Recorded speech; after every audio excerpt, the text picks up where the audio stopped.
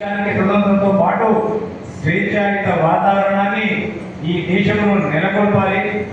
ఈ దేశంలో నివసిస్తున్న ప్రతి పౌరుడు కూడా కులాలకు అతీతంగా, మతాలకు అతీతంగా, ప్రాంతాలకు అతీతంగా స్వేచ్ఛ స్వతంత్రాలతో ఒక సుఖ సంతోషంతో కూడుకున్న జీవితాన్ని ఇవాళ నడపాలన్న ఉద్దేశం కొద్దీ ఆ రోజు కాంగ్రెస్ పార్టీ దేశానికి ఏ విధంగా స్వతంత్రాన్ని తీసుకొచ్చిందో అదే మాదిరిగా దేశంలోని సామాన్య పౌరునికి పెద్దవాడి నుంచి మొదలుకుంటే పేదవాడికి కూడా సమాన హక్కులు కల్పించాలని చెప్పి డాక్టర్ బాబాసాహెబ్ గారి చైర్మన్షిప్ లో ఈ భారతదేశానికి రాజ్యాంగాన్ని అందించిన పార్టీ కాంగ్రెస్ పార్టీ.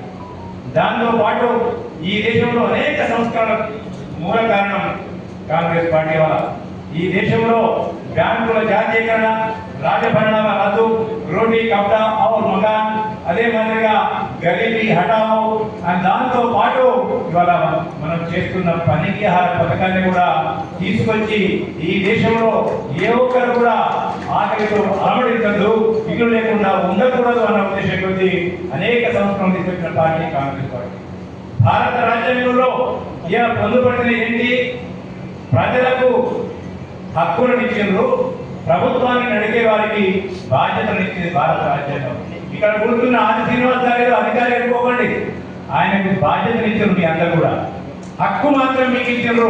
మాకు ఇల్లు ఎందుకు ఇవ్వవు, మాకు భూమి ఎందుకు ఇవ్వవు, మాకు రేషన్ కార్డు ఎందుకు ఇవ్వని చెప్పి అడిగే హక్కును ప్రజాస్వామ్యంలో ఇచ్చింది భారత రాజ్యాంగం. ఆ రాజ్యాంగాన్ని తీసుకొచ్చింది కాంగ్రెస్ పార్టీ. అంతేందుకు నిన్న మొన్నటి దాకా మన తెలంగాణ ప్రాంతంలో తెలంగాణ కూడా స్వేచ్ఛ స్వతంత్రంతో ఉండాలి.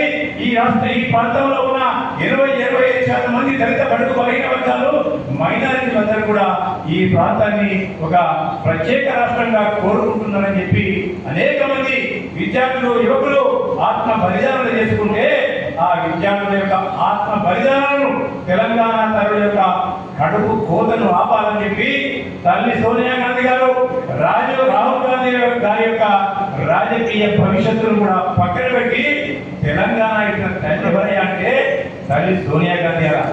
కాంగ్రెస్ పార్టీకి అధికారమే ముఖ్యం కాదు. రాహుల్ గాంధీ గారు ప్రధానమంత్రి కావాలనుకుంటే మన్మోహన్ సింగ్ గారిని ఇలా రెండోసారి ప్రధానమంత్రి చేయకుండా రాహుల్ గాంధీ గారు చేసేవారు.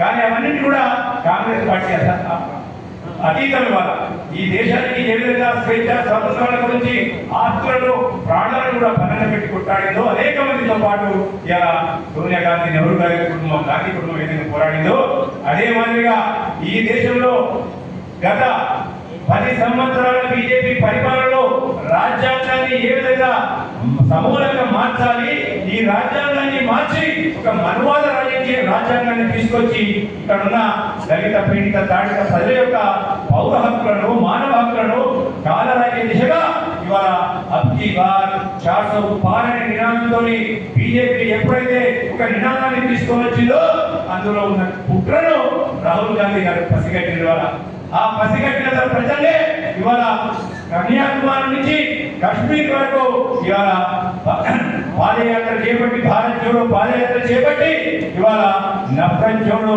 మొహమ్మద్ కా దుకాన్ ఖోలో అనే ఒక నినాదం కొద్ది ఇవాళ ఈ దేశ రాజ్యాంగాన్ని కూడా పరిరక్షించే బాధ్యతను ఇవాళ మీ అందరూ కూడా తెలియజెప్పిన దాని ఫలితమే ఇవాళ అబ్కీ బార్ 400 పార్ అనే ఆ బీజేపీ యొక్క నినాదాన్ని ఈ దేశ ప్రజలందరూ కూడా ఇవాళ జాగృతమై కేవలం సాగు తప్పి గడ్డిలోకి విధంగా అధికారాన్ని తీసుకొచ్చిన వైనం మీ అందరూ కూడా తెలుసుకోవాలి.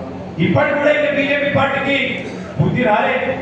ఎప్పటికప్పుడు ఈ దేశంలో ఏదైతే ప్రజల సంక్షేమం కొరకు ఏదైతే వ్యవస్థలు కాంగ్రెస్ పార్టీ తీసుకొచ్చిందో ఇలా ఎలక్షన్ కమిషన్ ఆఫ్ ఇండియా కానివ్వండి, అదే మాదిరిగా పార్లమెంటరీ వ్యవస్థ కానివ్వండి, ఇలా న్యాయ వ్యవస్థ కానివ్వండి, ఈ వ్యవస్థ ఈడీ కానివ్వండి, సిబిఐ కానివ్వండి, ఇన్కమ్ ట్యాక్స్ కానివ్వండి, ఇవన్నీ కూడా అతీతంగా ఒక స్వయం ప్రతిపత్తితో పరిపాలన సాగించే ఒక కొన్ని సంవత్సరాలు తీసుకొచ్చి దేశ ప్రజల యొక్క ఇవాళ హక్కులను కాపాడే దిశగా కాంగ్రెస్ ప్రభుత్వం ఇలా ఏర్పాటు చేస్తే ఇవాళ వాటన్నింటినీ కూడా ఒక్కొక్క దాన్ని వాళ్ళ స్వార్థ రాజకీయాల కొరకు బీజేపీ ఏ విధంగా ఈడీలను, సిబిఐలను, ఇన్కమ్ ట్యాక్స్లను వాడుకుంటుందో మీ అందరూ కూడా చూసిన వాళ్ళ ఎలక్షన్లు రాగానే అపోజిషన్ పార్టీల ఇళ్లపైన ఇంటి దాడులు, సిబిఐ దాడులు, ఈడీ దాడులు చేసుకుంటూ వాళ్ళ అందరినీ నయాన్నో భయాన్నో లోగలిసుకునే ప్రయత్నాన్ని మీరందరూ కూడా చూస్తున్నారు.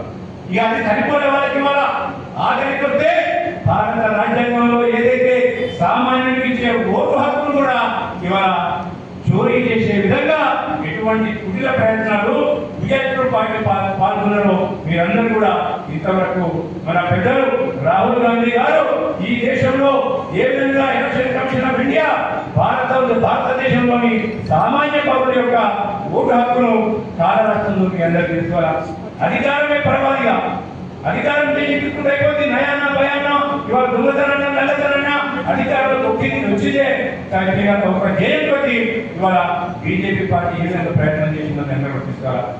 ఇలా కంటెంట్ చేసి మీరు జైలు వేసినట్టు ఇవాళ ఒక ఆరోపణ వచ్చింది ఎలక్షన్ కమిషన్ ఆఫ్ ఇండియా పైన. ఆ ఆరోపణ సరికాదని చెప్పి రుజువు చేసుకోవాల్సిన బాధ్యత ఎలక్షన్ కమిషన్ ఆఫ్ ఇండియా పైన ఉంటుంది.